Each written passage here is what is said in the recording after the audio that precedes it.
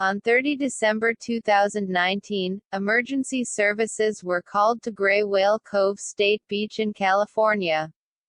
An anonymous witness claimed he had seen a Lexus SUV driving over a cliff overlooking the ocean. Officials immediately called in reinforcements including the U.S. Coast Guard, and a 6-hour search for bodies and the remnants of the vehicle ensued. The search was halted after water conditions became dangerous and daylight faded. The only evidence they found of a car leaping over the cliff was dashboard camera footage, some debris and tire marks on the sand that surrounds the edge of the cliff. Suspicion arose that the video may have been faked, considering that there was no car in the water, or evidence of any human remains.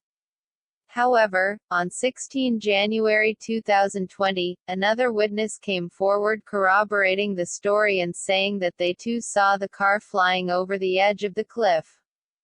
Some car parts have washed up on nearby beaches, which police are sorting through, but to date there have been no bodies found nor easily identifiable parts of a Lexus SUV. There is also yet to be a missing person or missing vehicle report filed that might be linked to the incident. In an incident that reminds of the Mothman stories, a father and son were driving along Briggs Road in Wisconsin in September 2006 when the headlights of their pickup illuminated a massive winged creature flying straight towards them. Terrified, all the duo could do was wait for the impact, but seconds before the creature hit their windshield, it let out a high-pitched wail and flew upwards into the night. Afterward, the father and son both experienced severe nausea and were ill for at least a week. This sighting remains the only one of the creature dubbed the Beast of Briggs Road, the man-bat, because of its huge wings and bat-like features. The father, Wohali, also claimed that the creature had yellow eyes and rows of pointy teeth. The strange encounter was to be included in a book detailing supernatural accounts in Wisconsin, but what exactly the two men witnessed that day remains a mystery.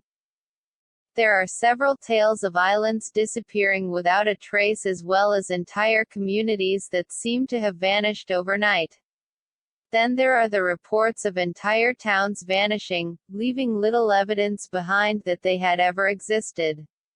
In 1928, the small town of Herkimer in Iowa looked just how you would expect a small American town at the time to look.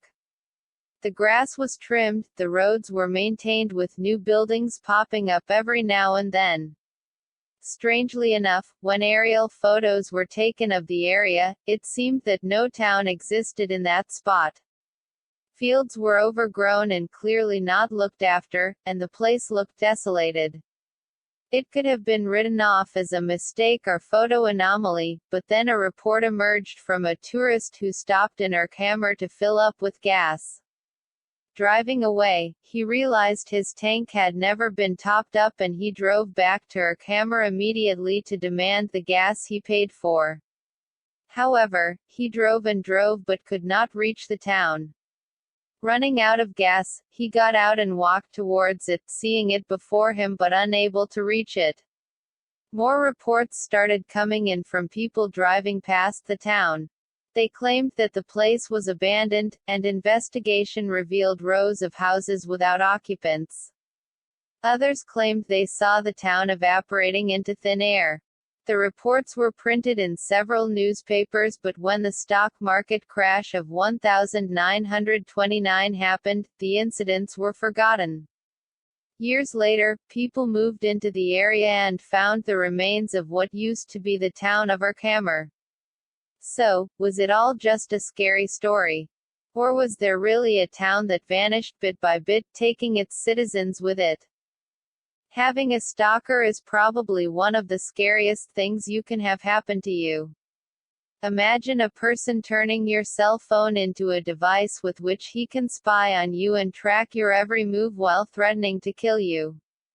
3 families in Washington had to endure this nightmare in 2007, with an aggressive person phoning them at all hours and threatening to kill their children, grandparents and even pets. They would receive voicemails that play recordings of their conversations with the local police.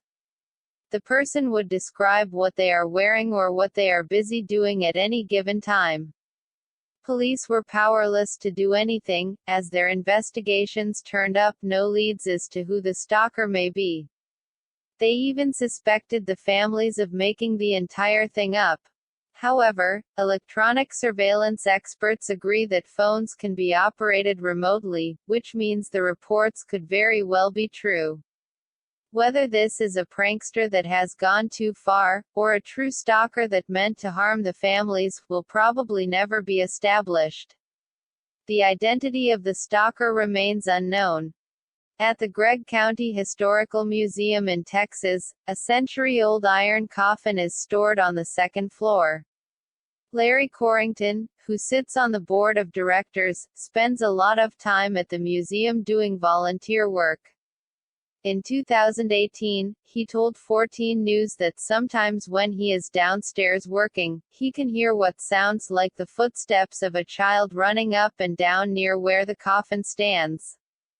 Corrington has also claimed that he wasn't the only one to hear these footsteps but that others who sometimes work with him, have also heard them. The coffin was found by workers near downtown Longview, and when it was opened, they discovered the well-preserved remains of a little girl. Corrington said the estimation of the age of the girl was around 11 or 12. It is believed that she was on vacation in the 1880s when she died, and because they couldn't get the body back to West Texas, her family opted to bury her in a donated casket.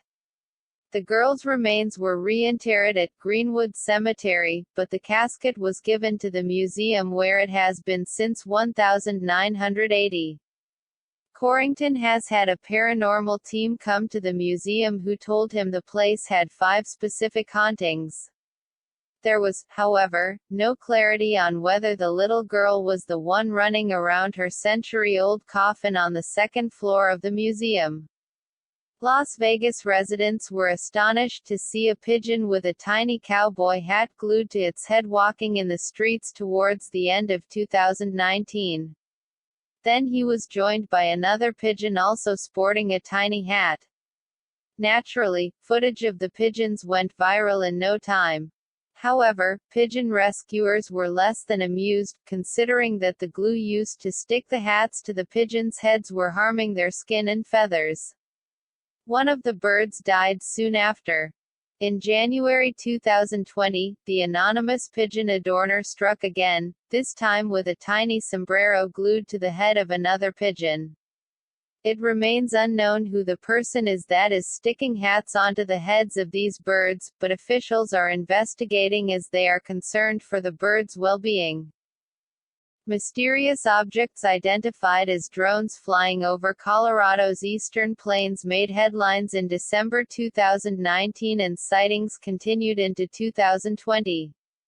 As many as 23 drone activity reports were received by police between 6 and 13 January, but the drones remain unidentified and it is still unknown who was operating them. It was first reported that a large band of drones would hover around 300 feet in the air over northeast Colorado and then start flying around in square formations.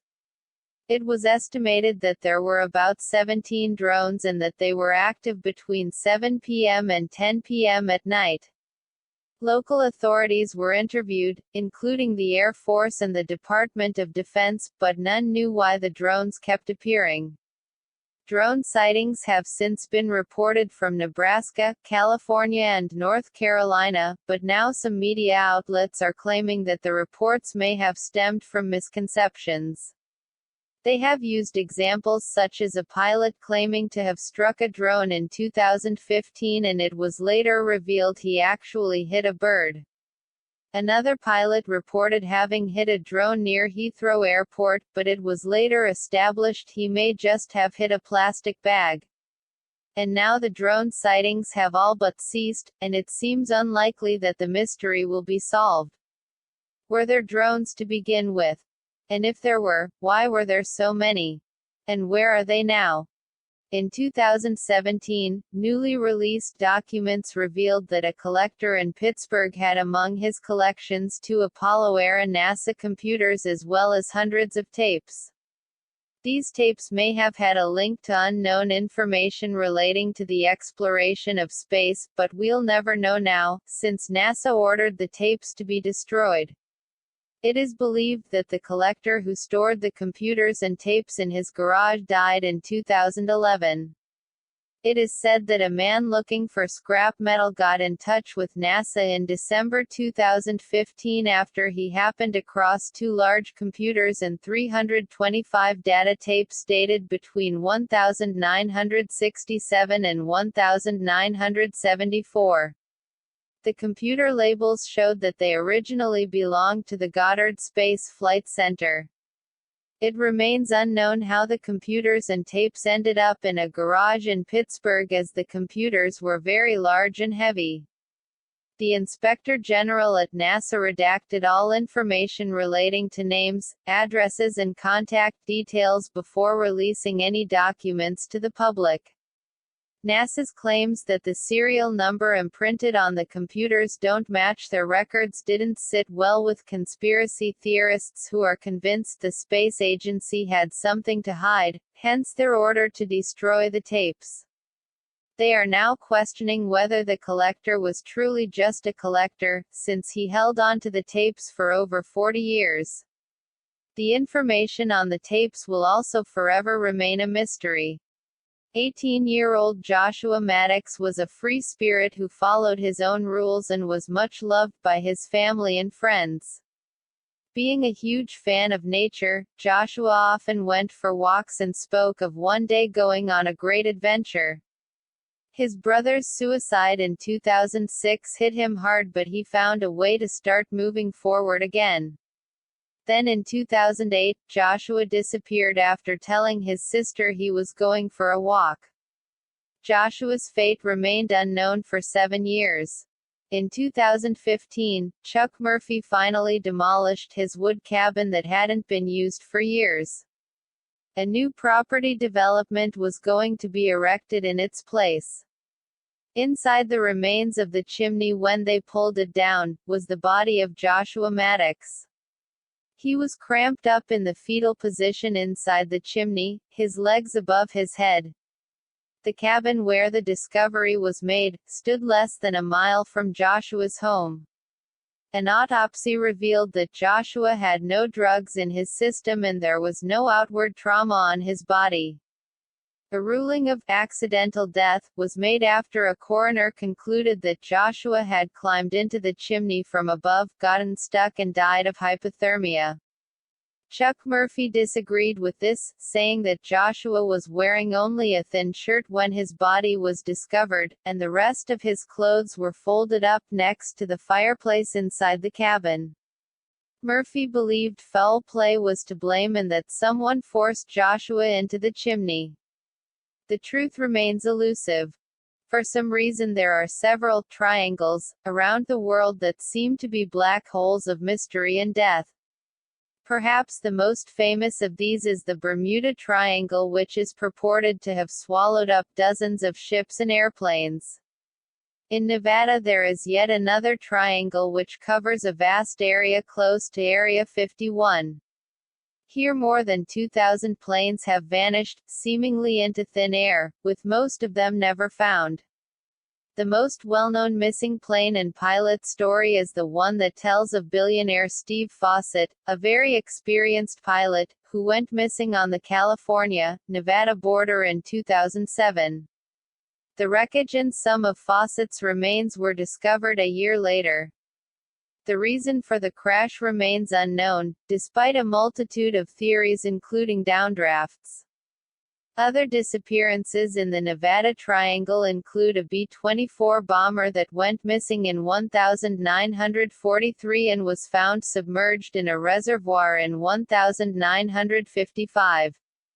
In 1957, another military plane went missing and after an extensive but fruitless search the pilot of the plane was declared dead. However, 54 days after the crash, the pilot pitched up in Kings Canyon National Park. He said something had unexpectedly exploded inside his plane and he ejected from the plane. He survived on fish and hunted small animals for food until he eventually reached the park. There are several theories on why the Nevada Triangle seems to swallow up planes, including aliens, mountain waves etc., but the truth is yet to be revealed. If you liked the video then like, subscribe and don't forget the bell so that new videos are posted on the channel.